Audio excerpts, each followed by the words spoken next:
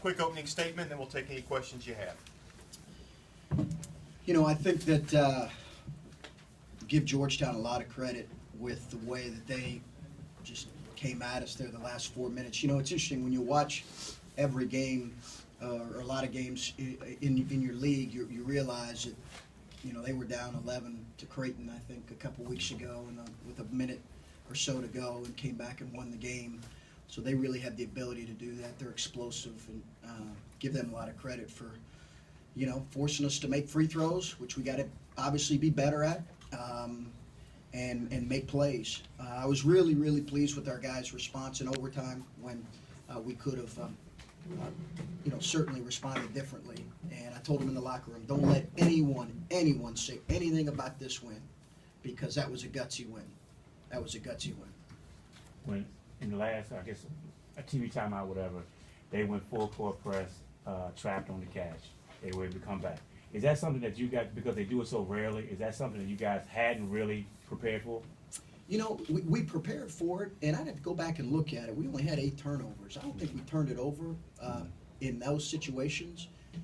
We just didn't make enough free throws to make them pay. Did it speed you up a little bit? Or? You know, we were okay with I think a couple times we took some poor shots in the first half, and in the second half, maybe 1 or 2. But listen, we want to attack pressure. We've said that. Our guys know that. I want our guys playing free and aggressive and attack pressure. Occasionally you're going to make some mistakes. I don't want them playing any way but super aggressive. Did your pack line principles change when DSR went out of the game, meaning they would have trouble dribbling into the lane? Well, he's so critical for him. Obviously, we lost Roosevelt and Tyler Wideman. I can't say enough about Tyler's activity today. It was tremendous. But we knew that we had to get him out of the game, and we knew we had 4. So we ran a little isolation to try to see if he would foul, and we're fortunate to get that 5th foul on him. Kelan, what was going through your guys' minds, especially late in regulation? I mean, this game looked like it had been clearly put away, and really, for Butler to put anyone on the line, they probably want you and Kelan to be on the line.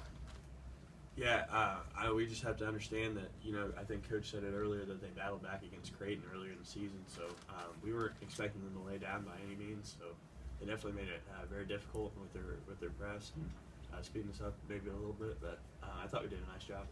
You shot so well from the field. Is the missed free throws today, is that just one of those inexplicable occurrences? Yeah, I just got to spend a little time. Tyler, what was, well, and Coach Holtmann alluded to it, so how was Butler able to regroup in overtime? Because Butler was pretty aggressive in overtime, was probably the aggressor for the last 5-minute period. I think just having the seniors, even if Rose fouled out, we still had Austin on the floor and all the upperclassmen, just keeping everybody together and making sure we were all on the same page. Did anybody speak up in the huddle or anything, or what was said there then when it looked like you certainly had the game wrapped up and here you had to play 5 more minutes? It was a lot of talking in the huddle, but we were all on the same page, making sure everybody was locked in, one possession at a time. Yeah, I just think at those moments, it's obviously, it can be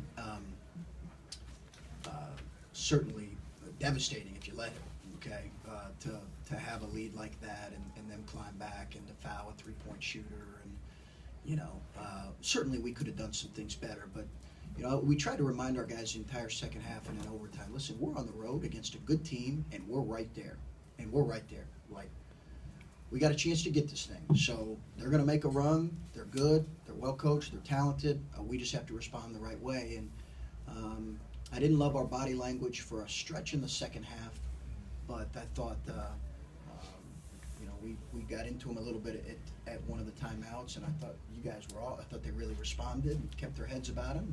We didn't make enough plays to seal the game in regulation. Dunham, talk about your thought process when Jones fouls out. I mean, did you put more on your shoulders? Did you know you had to make it happen?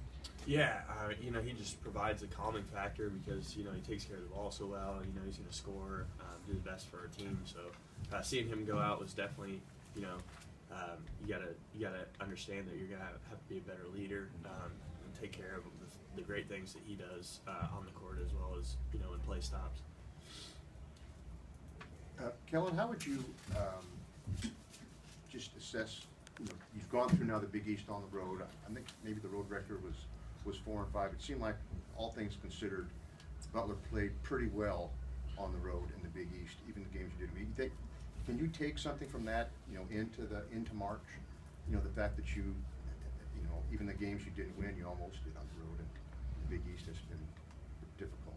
Yeah, I think going through the season, we understood that we're going to have to provide our own energy, and seeing guys really bring it at the beginning of a road game when everybody's against you really shows our character. Kelan, talk about your penchant for always playing hard. Is that something that you brought to Butler, or was it developed here? It was definitely way before me. Watching the guys that play in the Final Four and the things that they're doing, diving on the floor, jumping over scores tables, and just the little things, keeping their guy off the glass. I think it really reflects on us now, and hopefully it continues and we leave a legacy. Coach, maybe this is sort of a moot point. I know that Bulldogs will be roasted some after this for losing such a big lead, but most teams go ahead and lose the game at that point. I guess, how do you approach that with Listen, your guys? if they roast him, whoever's out there roasting, they need to put their Twitter and turn it off. They need to turn it off. They don't have the first clue what it's like to play on the road. They don't have the first clue what it's like to play in the Big East on the road. Listen, Georgetown's not going to lay down for us. No team is. They're talented. They're capable. So that's part of the reason I told our guys that. Listen, until you've walked in our shoes, be careful what you tweet. Be careful what you say. That's part of it. Right? We're in a position where people are going to be critical. I'm not. We got things we can learn from. I'm really proud of this group and this effort. A lot of people would have laid down, especially losing a guy like Roosevelt. So I have some words for people who may be critical in our, but these guys have heard them, unfortunately, a time or two, but I'll keep them to myself right now. Coach, along those lines, what does this win do for you in terms of going forward the rest of the regular season and then positioning yourself for the tournament? Yeah, we'll see. I just think every night is different in the Big East, so I don't know if we ever. Certainly, it's in some ways a momentum boost. It would have been certainly difficult. We would have had to get our guys to recover from a loss like this. There's no question about that. But we played very well on the road. We know we have a tremendous team coming in Seton Hall on Wednesday, and I think our guys understand that no two games are the same.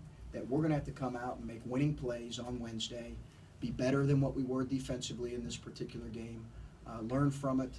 But listen, I want our guys to enjoy this. I said that in the timeout. Like, enjoy this, what we're doing right here. Have fun with it. Did you foresee 30's emergence in conference-wise? He's one of the better players in the conference. At what point did you foresee him being the player he is now? He's gotten more minutes, and he's our sophomores have really done an excellent job for us, because I don't want to dismiss what our other two sophomores have done as well. Tyler's play was critical, but we needed that. Partly we had an injury mid-year, and that pushed him in the starting lineup. But Kelan has done a nice job. He's got to continue to make winning plays, and I thought he responded to maybe not his best night tonight. He responded in the last part of the second half and in overtime. Let's take one or two more if you have them. Coach, at this point of the year, do you talk to the team about getting wins to get into the tournament, or what type of approach do you take with that? Yeah, not really. We're just our guys are aware of it. I wish they'd get off social media like me, but they won't. So they're aware of it. We're really focused on trying to learn from every opportunity and to get better. And listen, we're in a heck of a league. We're in a heck of a league. This is not such and such league, okay? So we're going to try to learn from every opportunity and know that the next one's going to present a whole new batch of challenges. So we don't really give them a target or a number or anything like that. Anybody else? Thanks, guys. Thank you.